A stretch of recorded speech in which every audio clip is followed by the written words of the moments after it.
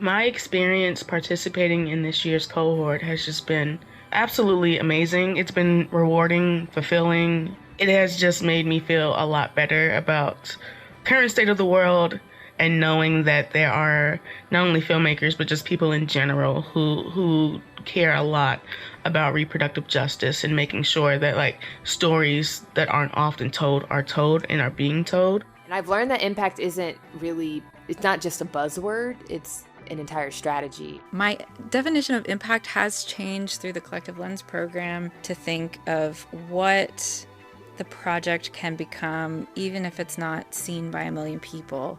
And what does transformative impact really look like? Welcome back to another special episode of the rePROFilm podcast. I'm your host, Asha Dahya, and it's been a minute since I've been on the rePROFilm airwaves, but I'm excited to be back for this special episode. Today, we're so happy to introduce you to some of the 2025 Collective Lens cohort participants. Now, in case you aren't yet familiar with what this program is, let me fill you in. Collective Lens is a program of rePROFilm and Pieces Loud. It's a community space to support filmmakers who are telling reproductive justice stories of all kinds. And this is the second year of the program. The 2025 cohort includes features, shorts, fiction, documentary, finished, and in-development projects. And of course, an incredible group of filmmakers behind the stories. Today, I will be joined by Pieces Loud program lead for learning and filmmaker outreach, Florencia Varela, who you may remember from last year's episode. While the program is a partnership of our organizations, we at rePROFilm like to refer to Florencia, aka Flo, as the true impact alchemist. She knows her stuff, so we've invited her here today to give us some more details. Welcome, Flo. It's so great to have you on the pod and even greater to call you a partner in this program. So tell us all about Collective Lens. Hi, Asha. Thank you so much for having me here again. Collective Lens, through our partnership with rePROFilm, is a 6-month virtual program where we welcome, this year was 11 films to participate, and that included values-driven impact training, as well as a $3,000 unrestricted grant for each specific project. Oh, that's so great. And listen, as a filmmaker myself, I know how important community and cash is when making an impact-driven film. So what does the program entail? So the program included skill sharing sessions where we cover things like what is impact to begin with, what is film impact. We also did case study presentations. We also brought in special guests to do Q&A specifically around fundraising and distribution. And we also did what we called community building sessions. This cohort also was different because it was our second cohort. So we also try to bring in filmmakers from the first cohort to start building our little village. I feel like we all need to cultivate our villages right now, especially the way the industry is. Now, impact is such a loaded word in the film industry. How can you explain it in ways that is easier to understand for someone listening? So basically our 10-second impact fundamentals. Here goes. So at Pieces Loud, we truly believe that impact is larger than just the impact campaign, and that impact should then be braided into every stage of filmmaking. It's not just the what, but it's also the how. So it can be the what story, what are we saying, what are we telling, but also how is a story being told? How is it being positioned in solidarity with social justice? Impact then becomes at large a practice that is driven by ethics and care, and that should accompany a filmmaker's artistic practice. I think in terms of this program and experiment we embarked on was to wonder what it would be like to put together a cohort where we asked ourselves those questions, where we centered impact, and when we offered dedicated space for filmmakers to think about these things, to consider them, and to also community build around it. I love that concept of impact as an artistic practice, especially in this area. That's definitely given me something to think about. And of course, to be able to support fiscally is a cherry on top for this program, I'm sure. Oh, absolutely. We all know how hard funding and fundraising is, and especially for film impact work. We're talking about film funding to begin with is difficult, and then it's indie film, and then it's documentary, and then it's film impact within that, so like barriers of fundraising. So we're very proud that we've been able to support 21 projects across 2 cohorts with impact tools, but also with over $60,000 worth of support. And I really have to underscore how crucial it was to work with a funder who really understood that it wasn't just the artist support components and the artist development and the community building, but also the financial support as well. Yes, and can I just say that having more non-restrictive grants is something we need to see more of, because sometimes applying for a grant can be so burdensome and it can turn people off. Absolutely, preach. For Leela and I, when we first came up with this pilot program, we were dead set on the grants being unrestricted because yes, those microgrants could be applied towards the impact campaign or the cost of an impact producer. But also more and more what we noticed was the filmmakers needed to, one, pay themselves. And not to mention, there were barriers for participation. Some filmmakers utilized that for caregiving. Some filmmakers used that for the impact campaign. We wanted to look at our filmmakers as people with full lives. And we wanted to figure out what it would mean to have, even if it's like a drop in the bucket of funding, to have those financial resources, offer them the time and space to just be present with the work. I love to hear that. I think it's really great that you empower these filmmakers to use the finance as they best see fit. So that's really great. And every little bit counts. But beyond just financial, what's being created by bringing together a like-minded cohort of storytellers is also really wonderful. Can you tell us a little bit more about that? Absolutely. We're really hoping to nurture systems of support that storytellers will carry with them beyond just the program in terms of strategies, but also their relationships. Filmmaking, impact, and distribution, it's all very difficult right now. It's hard work and the barriers are high, and especially for films that are about reproductive justice. So this cohort model really allowed us to look at it again in this holistic way. Like without thinking holistically, it feels like we're totally screwed. Yep. And speaking of screwed, when you started the program this cycle, it was October of 2024. Is that correct? And there was a feeling of hopelessness for the future of repro rights in the US in the air when you all came together. Can you take me back to that traumatic moment? Oh man, it's like the elephant in the room. Our very first welcome session was in October of 2024, like a few weeks before the election. Wow. And whether folks thought they knew what was going to happen or didn't know what was going to happen, I still think there was at least a 1% of hope in the air. And then the second time we met, which was what we call our impact fundamentals, where we cover like what is impact, how do you put together an impact campaign. That was, I think, the week after the election. And yeah, it was a different world. It was a different room on all levels.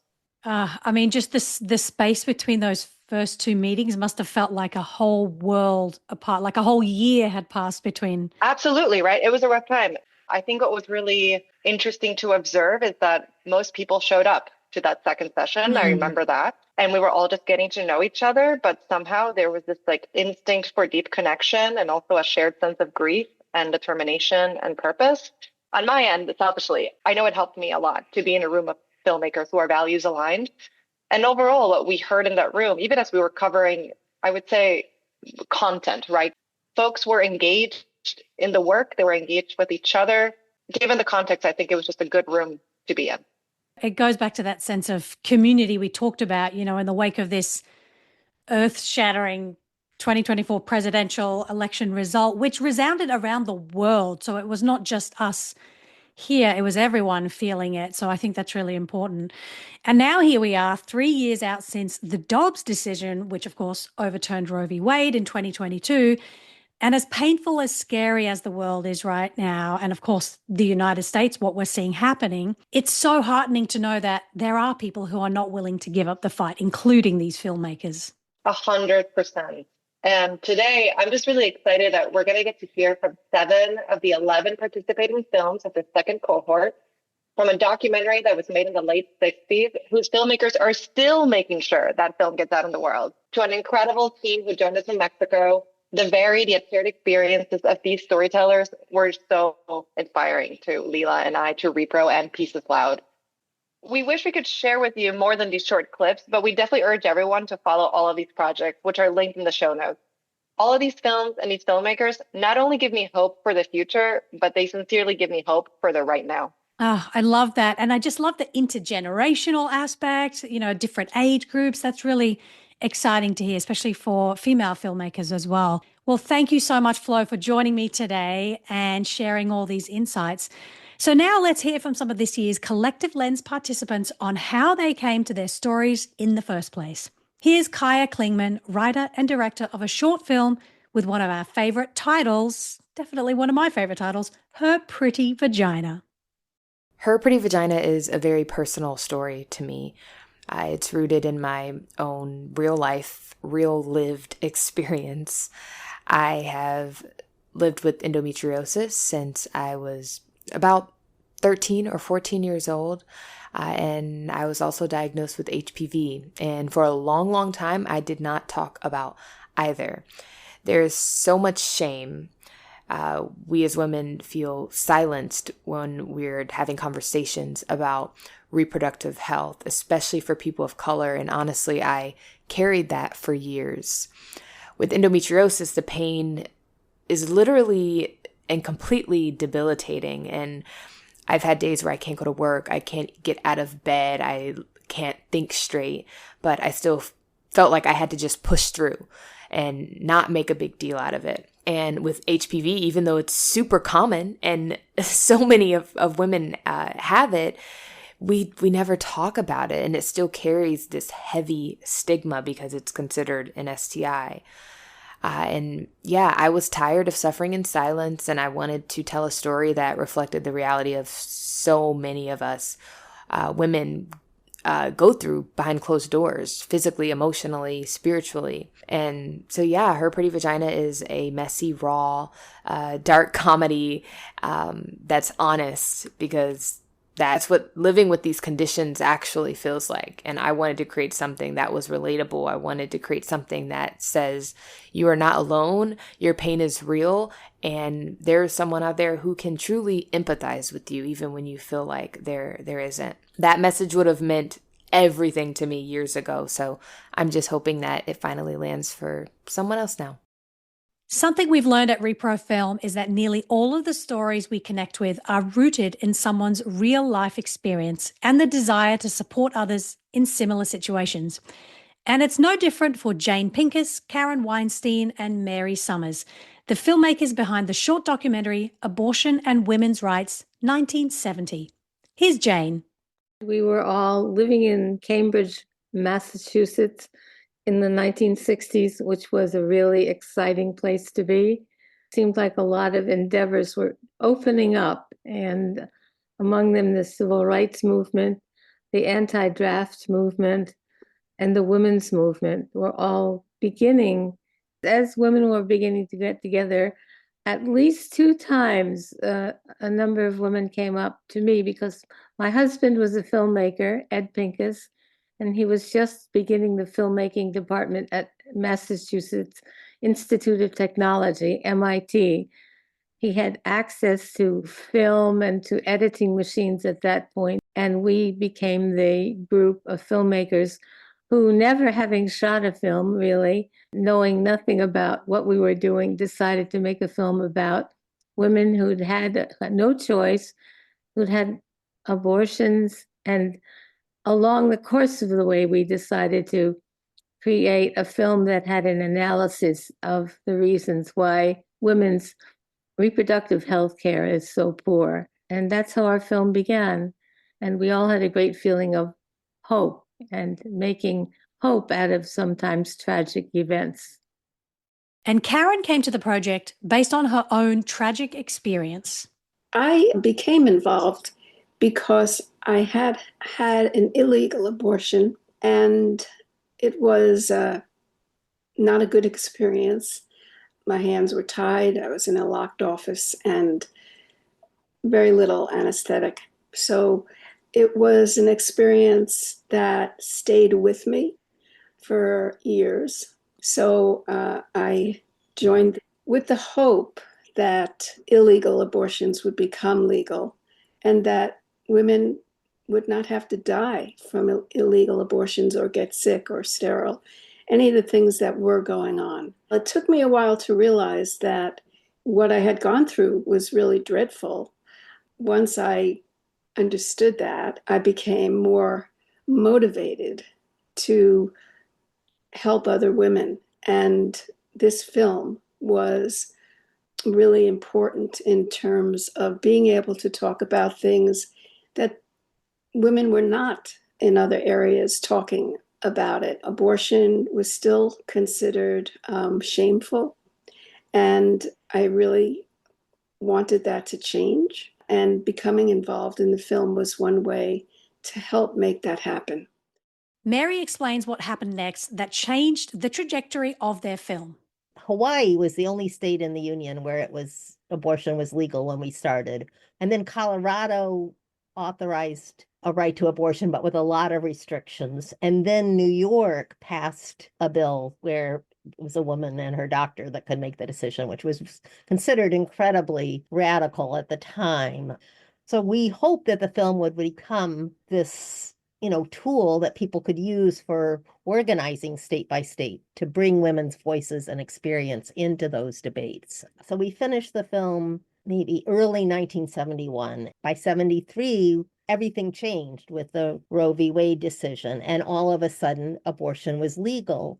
And the whole point of our film, which was, this is a terrible thing, what women have been facing in a situation where abortion was not legal, all of a sudden, the most important message to get out was that a legal abortion can be a safe, non-traumatic experience. So that showing our film at that point was no longer very useful. We just didn't work on distribution that much.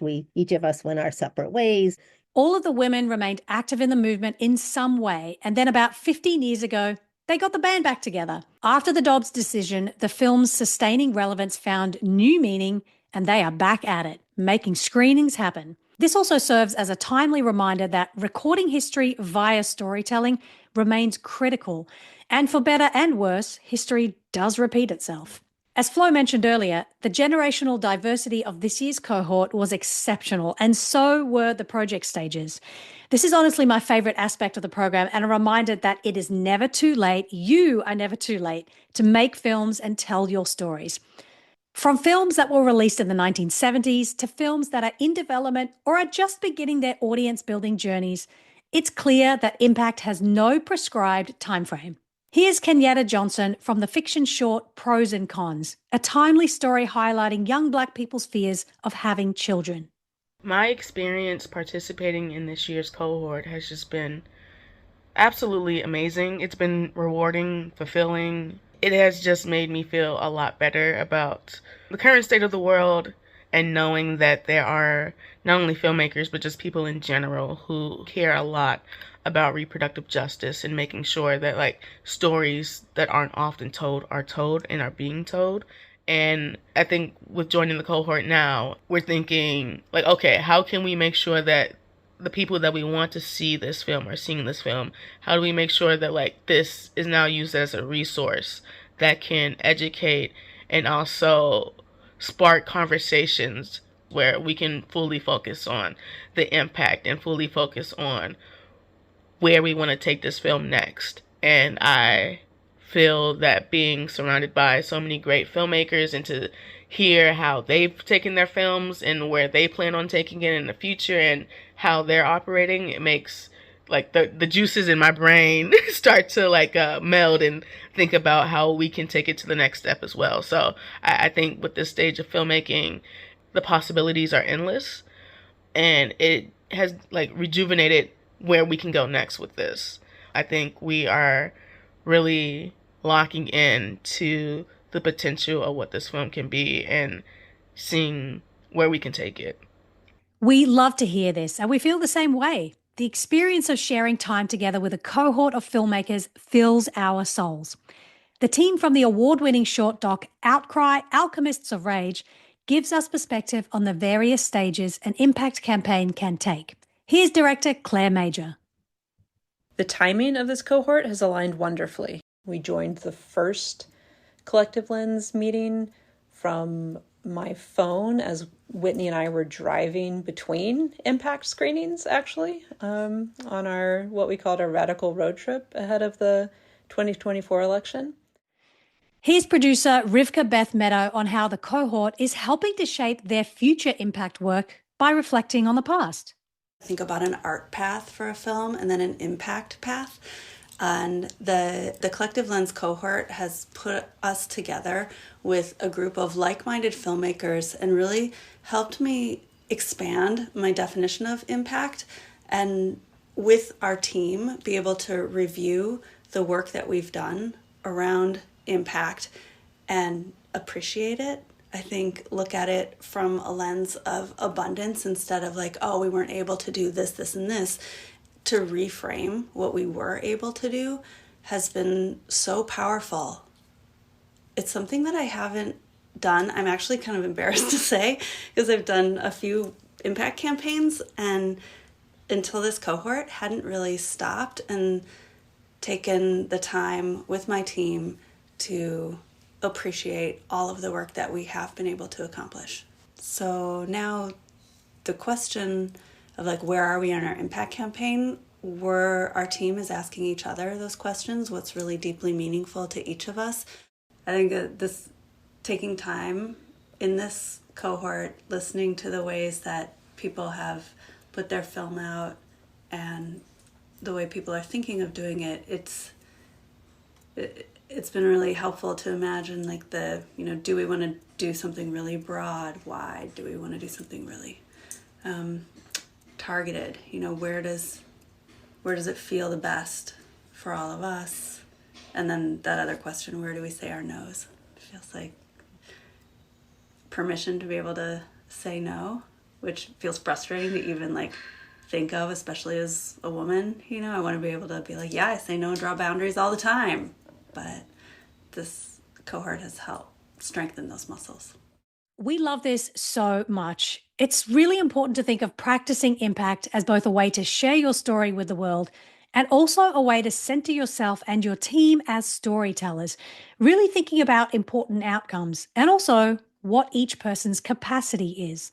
Here's Kelsey Iannuzzi, director of the feature documentary Show Me the Line, currently in post-production.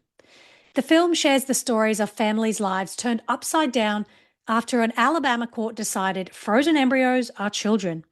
It's a timely and heady topic, but layered with impact opportunities.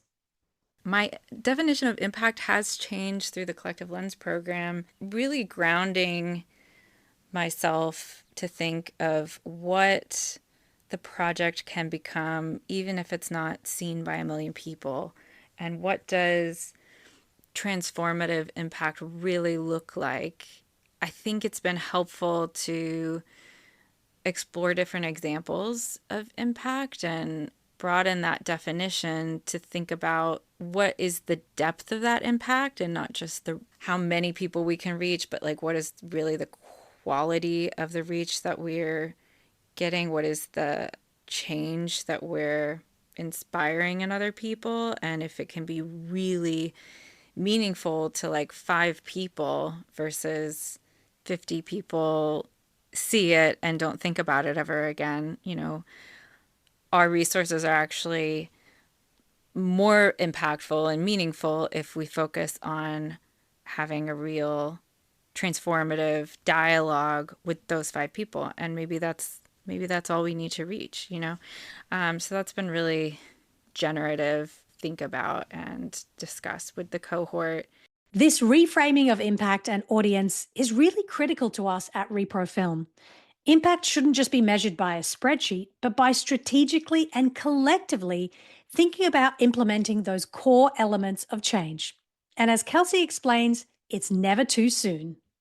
When we joined the cohort, we were still in production, but I'm so glad that we joined when we did so that we could start having these conversations about impact and really think about who we're best poised to reach. And in the process of still making the film, can we think about our audience now? It's kind of like the begin with the end in mind thing. The sooner that we could start strategizing and considering our impact, the greater chance we have at being successful at those impact goals. And I'm so glad that we started thinking about it when we did. And I would think even if we had started earlier, I wouldn't regret it.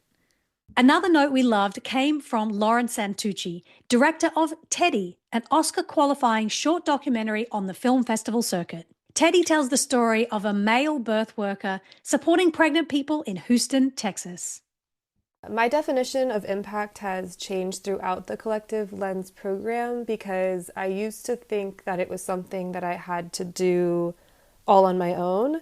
what I've really learned is that partnerships are really like the fuel to your impact campaign, and, you know, reaching out and connecting with the right people makes all the difference. I think when I initially started, I felt like, well, I have to host my own event and it has to be timed perfectly with Black Maternal Health Week. And I slowly came to realize how difficult hosting your own events can be as an individual independent filmmaker. And so kind of, you know, collaborating and partnering with organizations who are already doing this work in these spaces and seeing how your film can be useful to them has been a real eye-opener and a real game changer for me, and has opened up a lot of opportunities for my film to be seen. Just like the work of a doula like Teddy, impact is something you do not and should not have to do alone.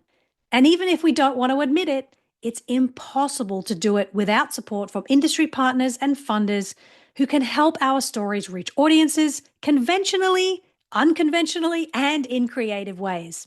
Here's Patricia Balderos Castro, director of the Mexican feature documentary Now That We Are Together, which is about sexual harassment against girls and women, talking about one of the ways in which they connected with diverse audiences and thought about impact through an inclusivity lens. Currently, the movie Now That We Are Together has an impact campaign called Don't Let's Separate. And it is a campaign that we started in 2023. We have had screenings in public spaces accompanied by bicycle rides and night walks. We have had educational activities for different audience after the screenings, and we have also done micro workshops for middle and high school students. And we have also designed tools like the manual for an open dialogue that contains basic information about the film, about strict sexual harassment, and activities that you can carry out after a screening. For 2025, the idea is to promote screenings with Mexican Sign Language and with descriptive audio for blind people, because we already have this mediation.